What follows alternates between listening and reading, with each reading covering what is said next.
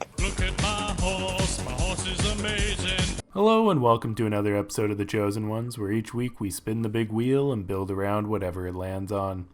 This time we got Hecarim, the Shadow of War, aka the big-ass Centaur.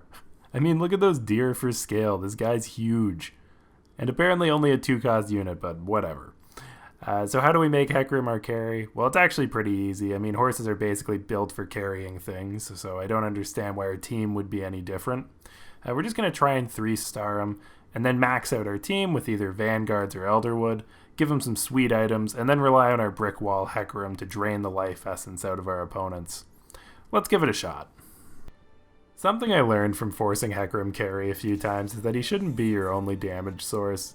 I actually think the best sidekick to Hecarim is Ashe. They're both Elderwood, and she turns into an absolute monster late game, so I'm going to try and lay the groundwork for her with early hunters. It's not actually a strong start though because it's so squishy, and the hunters can easily become the hunted when they're up against some double bubble trouble from our good pal Nami. I would usually say that they're playing right into our hand, giving us better carousel priority, but with Hecarim, I usually am going for a Negatron Cloak, which is almost always going to be available, I find at least. Negatron Cloak is always helpful for Hecarim, because if we go Vanguards, we can get bonus magic resist, and if we go Elderwood, it obviously helps make the Elderwood spat. But most importantly, it's October, so you want to make sure your horse has a nice warm cloak so that he doesn't get cold outside in the stables. Although there is one exception, I will take a spatula over a cloak. I mean, look at that. I couldn't find her silver lining before, because we're solid gold. And the good times keep coming as we're able to find a chosen Elderwood Hecarim. It's always important to pick up these Hecarim as early as possible, because as Winston Churchill would say, no hour of life is wasted that is spent in the saddle. Which of course means that any hour not spent in the saddle is most likely wasted. And note that we're talking hours here because any fight with Hecarim that goes well will take hours, not minutes. As you can see here, we're not exactly zooming through this fight. But it makes sense, we haven't put any items on him. He's only a 2-star, and he isn't built for speed. This is a workhorse. He's not going to win the Kentucky Derby, but he could totally take the winner of that race in a barroom brawl. American Pharaoh has nothing on Hecarim. Maybe Secretariat could take him. He is one of the greatest athletes of the 20th century, apparently. But who knows? Now that we have Hecarim, we can have a rematch against Double Bubble Nami, who is running into the classic problem. You can lead a horse to water, but you can't make him drink. Even if you trap him in a floating sphere of water, horses are very stubborn creatures. She does slow him down, however, which is why we are lucky to have our 2 hunters to deal most of the damage this round. We've also used our spatula plus the Negatron Cloak to make Kindred Elderwood, which as you can see here, it's paying off nicely.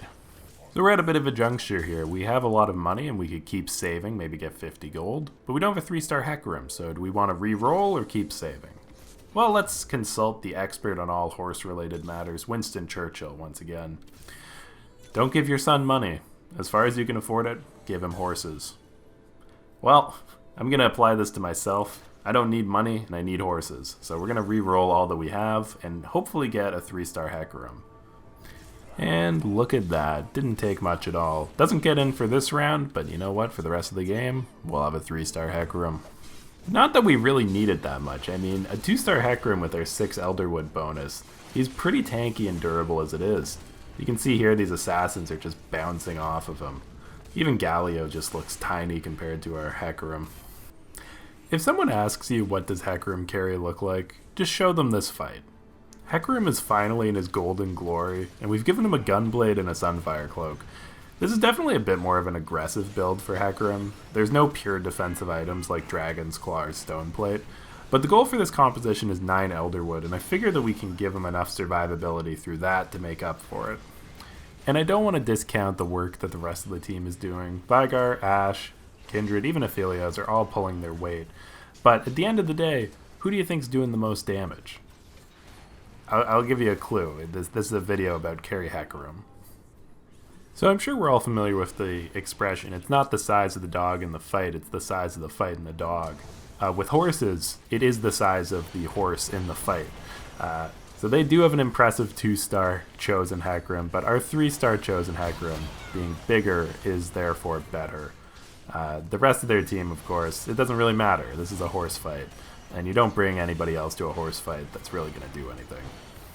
Now, the interesting thing with Hecarim in teamfight tactics compared to League is that in League, he's a very speedy champ, probably one of the fastest. However, on this team, he's sometimes too slow to even have someone left to kill. This falls under the type of problems that it's okay to have, though, and we're not really going to try and fix that. Though this Tahm Kench is sort of designed to tank our Ashe. Ashe spreads her damage out into many smaller attacks, which means Tahm is reducing basically all of the damage on each arrow. And secondly, each of these arrows are giving him a stack of his Titan's Resolve, which pops off very quickly. That's why it's important that we have Veigar, who is all burst and no sustained damage, and a perfect frog killer. Hecarim is doing what he does best, which is winning every game. I'm really happy with his performance. There's really only one thing I'd probably change, and that's maybe getting him a Quicksilver Cloak. Without it, Hecarim can find himself stuck in a weird mix between Purgatory and a bouncy castle, cursed to watch immobile as the battle rages on around him. On the flip side, it does have a fun trampoline vibe, but at the end of the day, it's not the worst thing. I mean, he lives through the 13-second stun lock with ease, but he probably could have contributed more to the team fight if he wasn't 20 feet in the air. Now, as we reach the end game, we did hit one of our goals. We did get 9 Elderwood. Hecarim's final build is a bit less than ideal. I was hoping to give him the item off the Golem, but it was a redemption, which is, I think, the worst possible item for Hecarim. Ideally, he never dies, so he ends up with just a little bit extra AP. When looking for some late-game guidance from my favorite horse whisperer, Churchill, I came across my favorite of his quotes. "There's something about the outside of a horse that is good for the inside of a man." I don't know how applicable that is here, as the outside of my horse is stomping on the insides of my enemy's men. But what do I know? I didn't win World War II. I did win this round, though, and that puts us into 3rd place. And that's good, even if we don't get any higher. Which we won't. I'm honestly a bit bummed. I think we had a great board and probably should have done better. But we never got a full build Hecarim. We lost too much health in the early game, and it was a very close 3rd. It really wouldn't be the Chosen Ones if we didn't get a 3rd place finish. So can Hecarim carry? Yes, of course.